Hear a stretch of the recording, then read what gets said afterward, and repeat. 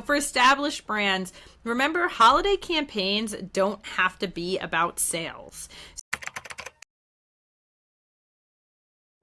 Happy holidays. Happy holidays, Tamara, and everyone out there watching. I was doing a little bit of market research for our case study, and I got it. It's red cup season. The holidays have officially started, and you know they can't start without a Starbucks red cup. Yeah, and I figure I can also consider this a company write-off, right? My like $8 holiday splurge of a cup of coffee. But it's worth it, and Starbucks makes it worth it. And we are about to dive into why we love it. So, welcome everybody to What the Frac. This is where we break down marketing trends, strategies, and tactics so that you can do the fun stuff like be creative. We are your fractional team. I am Tamara.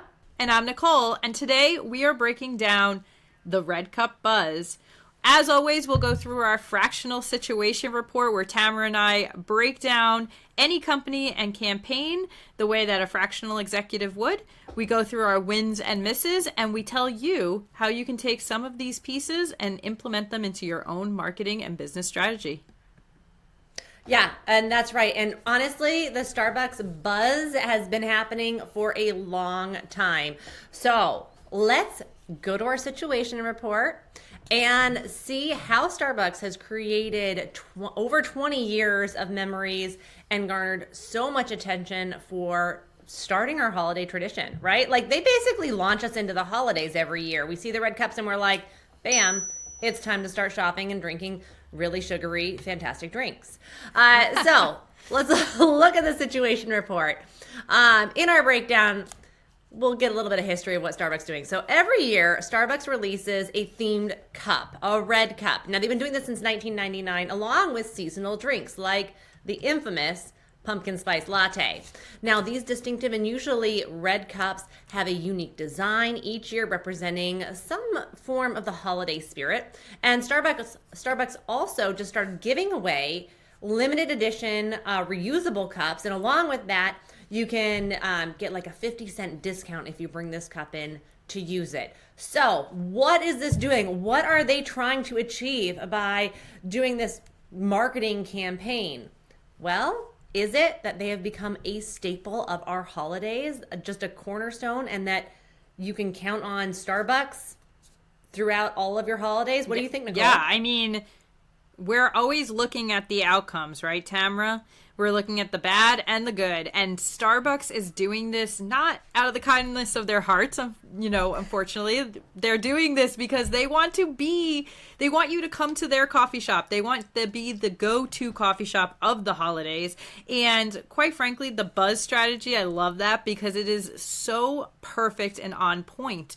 If you think about it, they want anytime someone walks past and sees this cup, they want you to crave and want to be a part of Starbucks and go get your Starbucks treat, whether that's that peppermint mocha. They want it to be part of all your traditions. They want it to evoke an emotional response and increase social sharing. It's kind of that Mickey D's effect, right? When you see a Mickey D's commercial, You may not want a hamburger, but those hamburgers look so good that now you want a Mickey D's hamburger, right? It's the reason these big companies still pay a lot of money in marketing because you see it, you associate it, a happy time, an emotional response, and you want to go get it.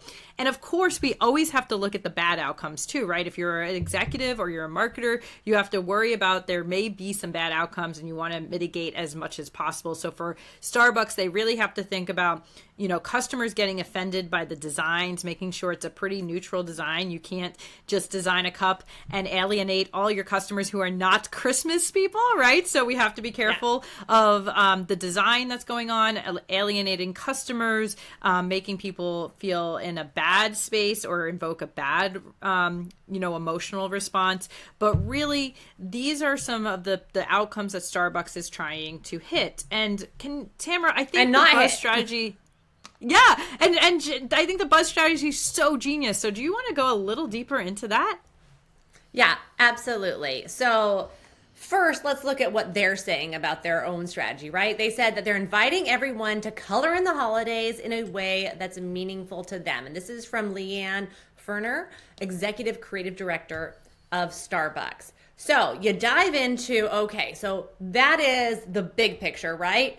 Well, they're also spreading festive delight and cheer. They're creating campaigns that build community and customer engagement. They're thanking customers. They're keeping seasonal releases fresh, which is actually, I think, really key in this. And they want to make sure that something novel is novel, but also familiar. So they take this strategy and they then start utilizing some tactics and some key touch points to make it big, right? So we see them Absolutely. With their tactics. Obviously, the main one, user generated content, right? These cups are all over social media, especially like as soon as it starts happening. User generated content then gets them earned media as opposed to paid media, which is great. And then with this, a tactic that they are using is actually inclusivity, because they're bringing their whole community together.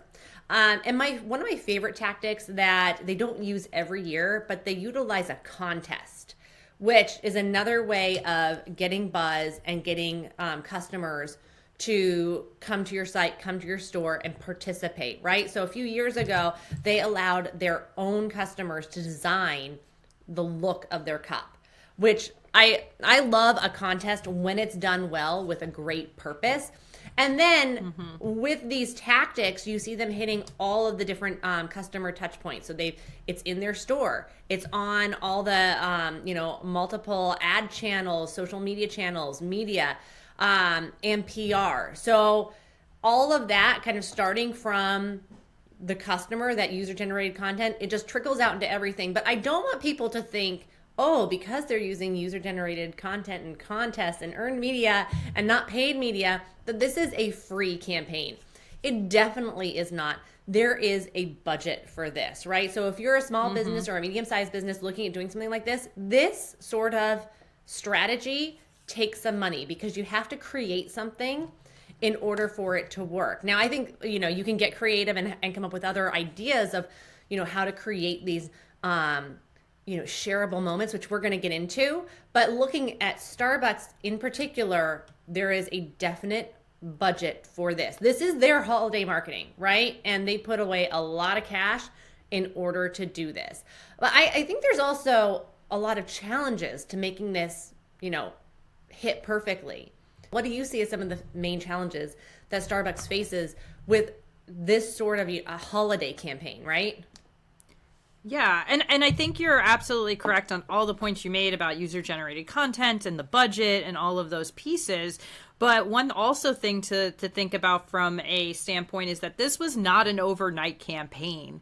And this took years of planning. I'm sure the first time they released it, they had a great response. But you're looking at this campaign in its 20th year, fully developed, with a community and trust built around it, and not at year one, right? So year one, They didn't have the ability to do all these contests and all these things that you may need to. So one of the things that I think is really great for Starbucks is that they are, the epitome of thinking long term. A lot of their campaigns are building them into this tradition, into this lifestyle that is not going to come overnight, and they know that, and so they really plan for the long term. What that challenge to that is that you need to stick around long term, right? Like, you need to find something people like and then have it stick around long term, and that takes money and effort and time, and it takes a lot of foresight to kind of move forward. And Tamara, honestly, it has paid off for them too. I mean, since they've launched this campaign, they've seen 12% higher year-over-year revenue. They've garnered this campaign alone in 2015, garnered over 113,000 Twitter mentions in 5 days, and 2 billion impressions, with mainly positive sentiment. So they are really seeing the benefits of this campaign. Yeah, and I think what's really interesting is when we put together our matrix, our fractional situation report, right? we look at what they're trying to do and we look at the outcome, and it's kind of a guess, right? We're like, okay, this looks like the outcome that they're trying to get. A lot of times it's obvious, right? Like you're either trying to increase revenue, increase community, you're trying to do those sort of things. So you look at the outcome. Now looking at those statistics that you just kind of, read off, I would say that this is a highly successful campaign. And we don't always say that about every marketing campaign that we see. Absolutely. No, absolutely. And I think that sorry, I was going to say the other thing that you just brought up is that this is where success and goal planning strategy come into play. Is like Starbucks strategy, yes, of course it's to make money, but their strategy is to become the household name. And so often I feel like businesses want to become the household name and they think that's just by revenue, and it's not. It's not just by revenue. Yeah, and that's that long-term game that you're saying, because the lifetime customer value is probably going to go up because of this, but they're going to take the hit. And, every year they might take a hit in order to keep those customers coming, year over year, but it's worth it in the long run. Absolutely. So, we put together this situation report, and it's available for you to download if you'd like to look at it in full, and everything that we go over in here. We like decks, we like our situation report. So if you want to get it yourself, just go down to the link below and you can download it, and also give us your thoughts on this. We'd like to know really what you're thinking when you look at this strategy and if it was a success or not, or other ideas that you see them doing. Give us your feedback. We'd love to hear it. So we looked at basically what we saw as their outcomes, and we looked at their tactics. But there's a few tactics that I really think, I really liked, and I wanted to break them down more. And it's crowdsourcing and community building, right? So what did they do with their crowdsourcing? And I called it a contest before, but it's really crowdsourcing, right? So in 2016, Starbucks ran a contest for their cup design. Participants needed to purchase a Starbucks cup to create and share their designs on social media, right? So they made the whole contest and the participation. First you had to buy something and then you got to share it. So it's a win-win for Starbucks. The campaign garnered over 1,200 submissions, and Starbucks selected 13 unique hand-drawn designs from the customers in 6 countries. Just great, right? A great way to bring your community in and highlight people in your community and gain that buzz, which is what we're going for. We're going for that coffee buzz here. So how do you do crowdsourcing, right? I broke it down into a few easy steps. First, you have to ask, right? You send that ask out to people. If you need something, it's, create your contest, create your ask, send it out there. You have to figure out your strategy on how you're asking people, and then you have to have a way for them to submit it. You want to create something shareable. You can offer rewards or discounts for participation. And then you organize your social media contest, and you use your social listening tools in order to gather information, gather those participants. So make sure that I use Sprout Social, but I'm sure there's a ton of other. Nicole, I don't know which one you'd suggest. You gather what everyone's posting and saying, and then you get it back out into the world. You repost it. Yeah. And Tamara, if I could even add to that, is make sure it's super easy for them to do it, right? And we don't have to user generated content. So often we think that it's just social media content, but this is, people walking around with these is user generated content right there. And also remember to message this. We're marketers, right? Message this and tell them how it benefits them, right? So with the Starbucks campaign, they put this out after they were already part of people's traditions and lives in the holiday spirit. And so for them, they got a chance to be a part of this, to really be a part of this. Their design got a chance to be a part of this. That's why it was successful. It wasn't just Starbucks saying, we want your design and this is beneficial to us, but here's how it was beneficial to you, and you also get a discount, and you make it feel like they're part of it. So I love this crowdsource idea. Yep. Mm-hmm. And then there's the community aspect about it. So tell me a little bit about what you think, how they did their community building. Yeah, the red cups themselves serve as a symbol of unity and joy. The simple yet recognizable design becomes shared experiences. So once again, user-generated content is not just on social media. It's a shared experiences where people from diverse backgrounds and diverse environments can relate and identify to the red cup, and it builds a bond between them. So you're building that community, and then you're building that emotional response to your brand, and it's a positive emotional response, right? We always want positive. A positive emotional response to the brand, building a tradition and a bond. So creating a seasonal tradition, and I put that in quotes mainly because seasonal does not have to just be holiday. Seasonal can be anything. If you are a brand that works with kids, maybe it's back to school, or you can actually develop maybe your own season, right? So creating a seasonal tradition, something that happens over and over again, creating a sense of urgency as well. So often we put out these campaigns and there's no end date. There's no sense of urgency. If you buy now, you get a special discount, or you want to be a part of it. You have to be a part of it now. Build an event. So make it some sort of event around it, whether it is, look, Starbucks made it where you have to come on a certain day to get your reusable cup. They built an event around it. So that could be a launch party. That can be an actual event where they come into the store for whatever that is with vendors. That can be an online event, but make an event out of, here's the date, this is going to happen. There's a sense of urgency around it. It's a tradition every year.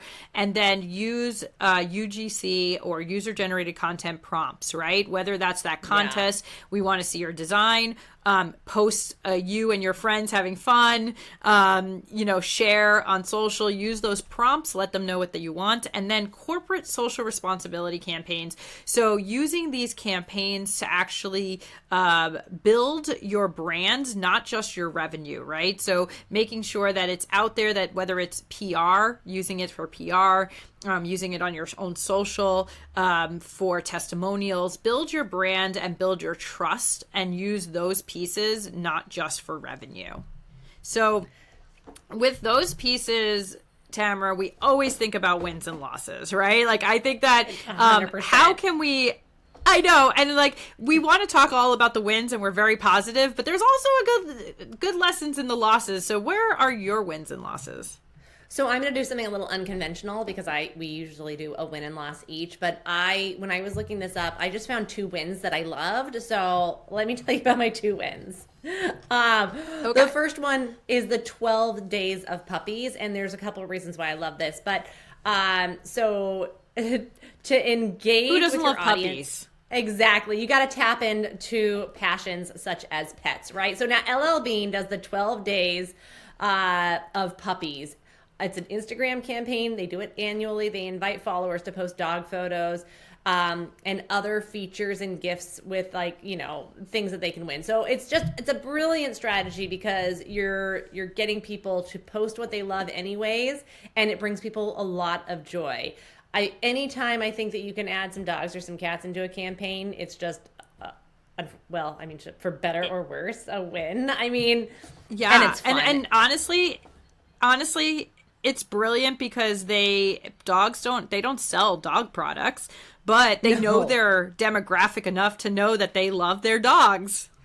Yeah, exactly. And who doesn't love just looking at dog pictures? So you see all these dog pictures and then you're immediately drawn into their site. Like, it's great. And one other thing that I really like this, and it goes into kind of community building, which is what we'll be talking about on another episode.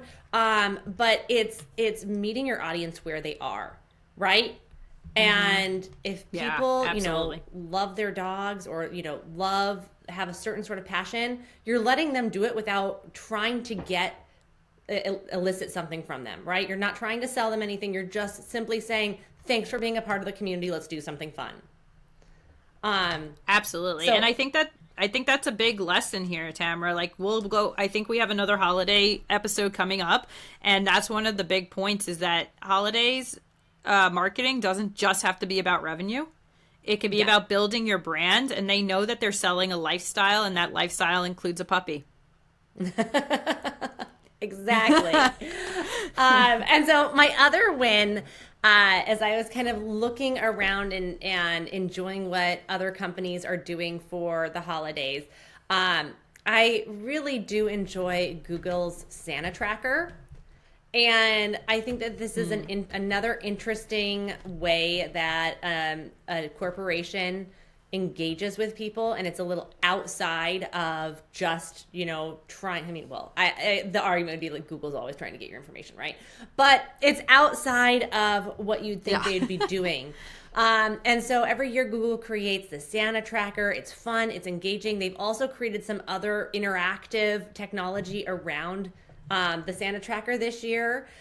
It's great. It's fun. And when you see it, it elicits just kind of this other sort of emotion from you and from your family. And it just seems like another way to interact with your customers or your consumers that's just outside of always trying to sell them something. So those are my two wins that I liked right now. Yeah.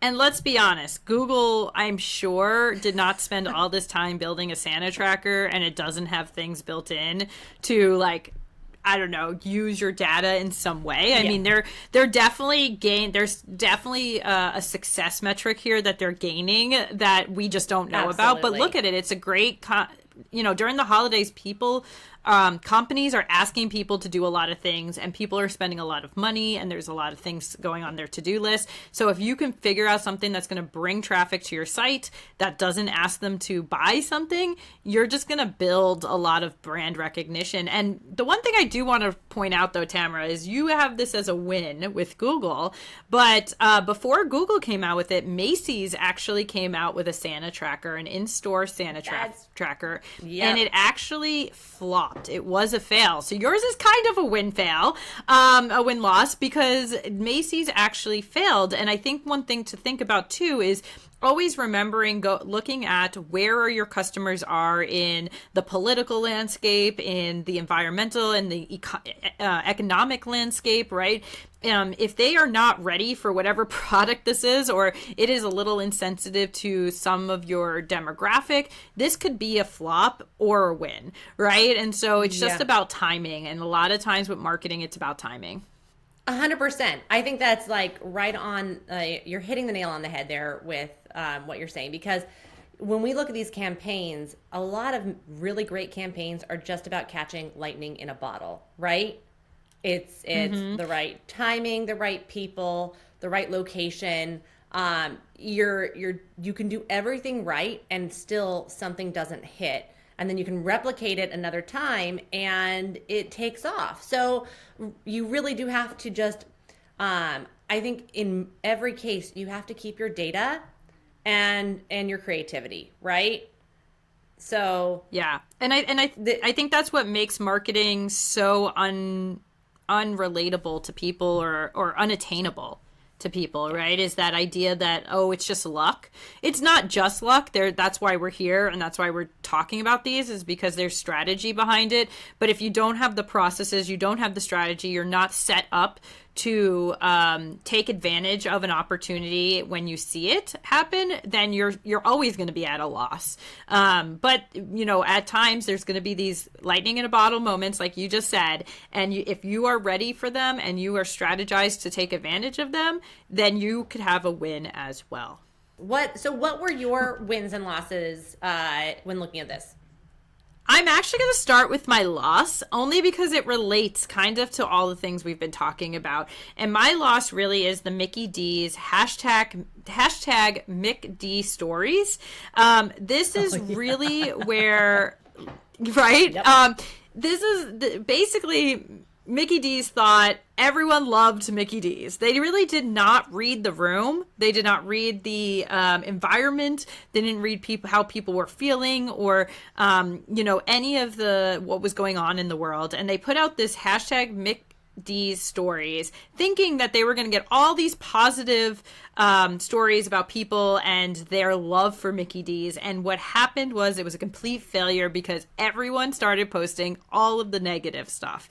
Everything that went wrong at Mickey D's was now posted online, which is the complete opposite. I I would rather no one interact with my campaign than everyone posting negative and it going viral for negative pieces. So it's kind of like the, People of Walmart website or any of these ones where it's posting negative reactions to your company and brand. That is knowing where you are in the world at the day that you post this. Oh, that's great. I mean, I also find it funny when, especially with those organizations between Mickey D's and Wendy's and Burger King, how they troll each other on those campaigns as well. So that's very funny. What was your win? Yeah, my win, though, was Coca-Cola's Share a Coke campaign. And the reason I put this as the win is because it's very similar to the Starbucks cup campaign, right? It's when you saw all the Coca-Cola bottles and cans had names on them and you can share it. You can find your name. Yeah, and this kind of elicits this nostalgia. Like if you remember, anytime I was ever on a trip, my family would do a lot of road trips and we'd stop at those gas stations and find the keychains with my name on it. And it just, everything's better when it's your personal name. And so share that campaign. I remember people like driving miles and miles and miles to like every store to try to find their one unique name. Or if I don't even drink soda, but if I saw someone's name, I would buy it for them as a gift. I would just incorporate Coca-Cola into a summer tradition. And this one came out during the summer, and this is where when I said traditional or a seasonal with air quotes, that's why I said that, because Coke didn't base it around a holiday. They made their own seasonal, right? They made summer the summer of Coke and sharing a Coke. And it just brought this really personalized approach and sense of community. And to me, that is exactly what Starbucks is doing with these cups. So let's just wrap this up, right? So our key takeaways, I'm going to read through these quickly. 1, more than community, right? When you're doing stuff like this, it's more than community. It's friends. It's family. You're going to like this, Nicole. A whole latte history. Be consistent. You have to create love it. Traditions. Love it. You have to create traditions, right? They don't happen overnight. Traditions means you do it over and over again, and that's what Starbucks has done. Crowdsource. Utilize your community. Have fun with these sort of things. If you're doing it, bring them in. Keep it fresh. So even though it's a tradition, adding new things to it makes it exciting.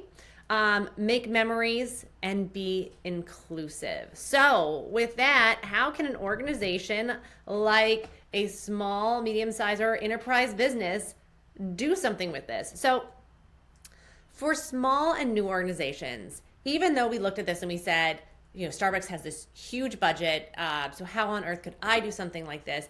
You can start small. So to consider emulating this, you can create your own traditions, and you can do anything from, think about like keychains or branding pens, seasonal t-shirts, like anything that enhances your brand, right? Like you can think small or as big as you'd like, but obviously stay within your budget. The idea here, though, is create something that you can do time and time again, keep it fresh, and make memories, right? Yeah. The holidays are about an emotional pull. So whatever you do should have some sort of emotional resonance to it.